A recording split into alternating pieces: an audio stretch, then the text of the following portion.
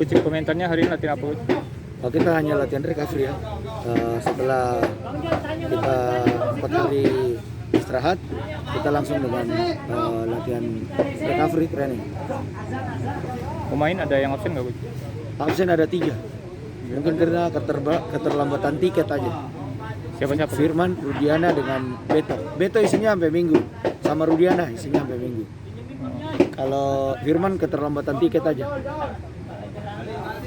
Coach, latihan di lapangan ini ada kendala nggak, Coach? Enggak ada. Malah kita senang loh bisa apa yang saya katakan tadi bahwa kita seperti latihan di Eropa ya. Ada perubahan karena pergantian tempat, suasananya baru dan alhamdulillah semua pemain senang.